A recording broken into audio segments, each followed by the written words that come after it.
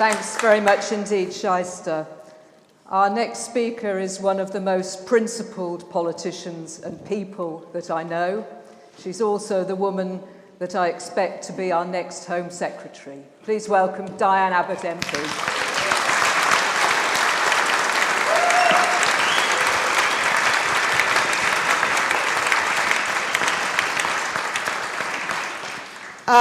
Good morning, comrades.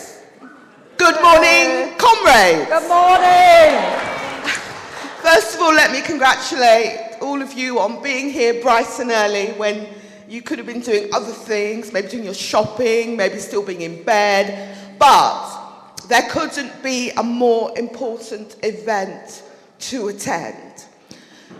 This phenomenon of the rise of the far right in Britain and Europe and beyond is one of the most serious challenges that we face.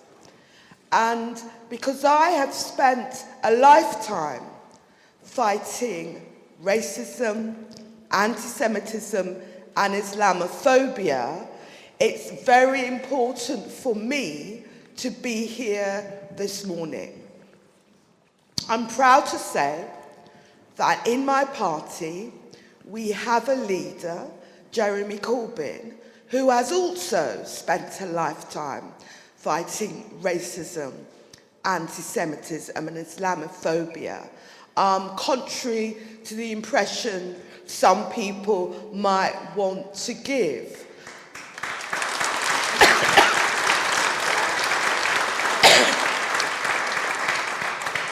But we're seeing the rise of the far right. In Europe, we see in Italy the rise of the Northern League, La Liga and Five Star. Across Eastern Europe and in Hungary, you've got far right leaders. And in America, Trump, with his Make America Great Again narrative and his link with white nationalists, that is all part of the same phenomenon. And it is alarming to know, as many of you will know, that Trump's loyal right-hand man, Steve Bannon, has been linking with far-right movements here and in Europe. And you know, the far right is not just a threat to black people, Jewish people, Asian people, LGBT plus people, women. The far right is a threat to all of us and our way of life. If the far right get their way, they will take us back as a society here and in Europe decades. So it's important that we rally and we fight. So what are the essential things that we have to do to fight the far right? First of all, we have to build a genuinely diverse movement. There isn't any point saying you're defending black people and asylum seekers and refugees if people of colour and asylum seekers and refugees are not represented in your ranks.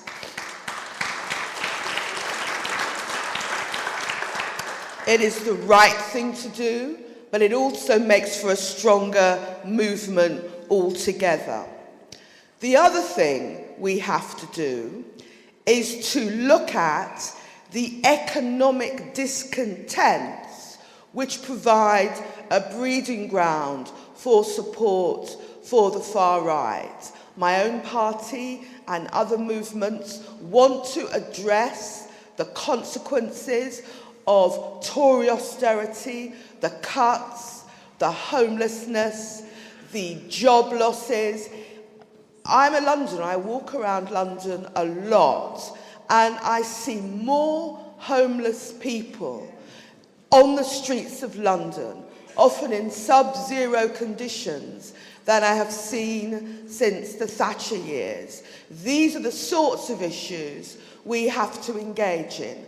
Families across this city have young people leaving school, leaving college, with very little hope of a decent, stable job. Young people nowadays, more than ever before, are victims of the gig economy. No security, no hope, no real stability going forward. We have to understand, analyse and contest these things. People all over the country have concerns about poor housing or no housing. People all over the country are concerned about the effect of government cuts on our NHS. We have to understand and address these economic discontents if we are to have any hope of resisting the rise of the far right. And of course, we're in the middle of a debate around Brexit. In Parliament, we speak of nothing else.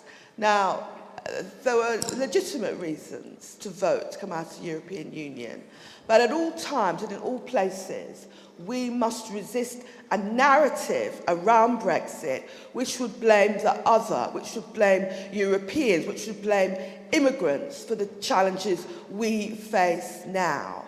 I've often said it, but I'll say it again. Immigrants are not responsible for low wages and job insecurity.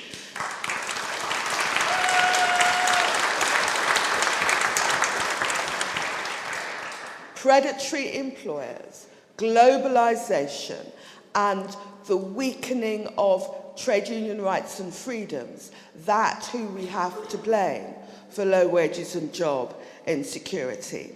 We also, as part of fighting the rise of the far right, we have to resist mainstream parties being pulled onto a right-wing agenda.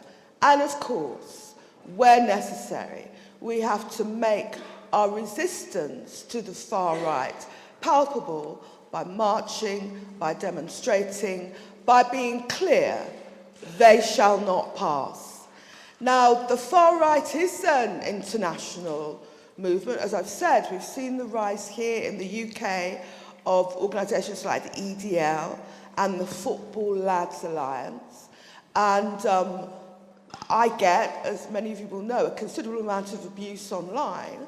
Much of that abuse is from people who are here in the UK. But I also get abuse from far-right persons in America and in Europe.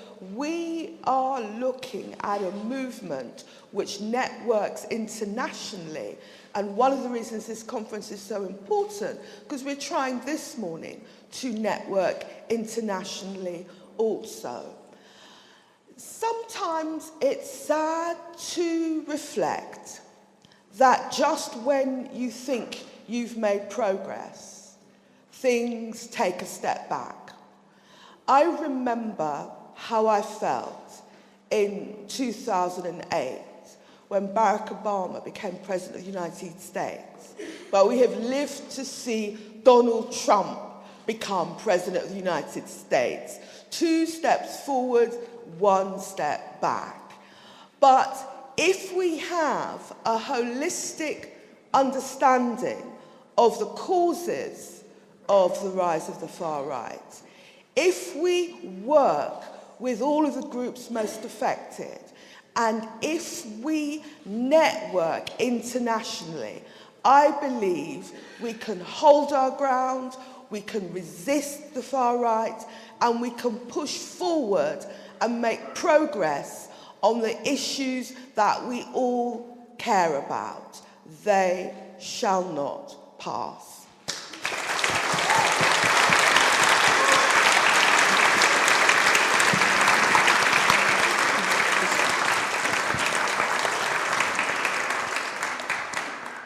Thanks very much indeed, Diane. And as you mentioned, the human impact of over 3 decades of neoliberal economic policies, together with the last decade of austerity policies, have had a truly devastating impact on so many people. And we see the political underpinnings now, the consequences of that.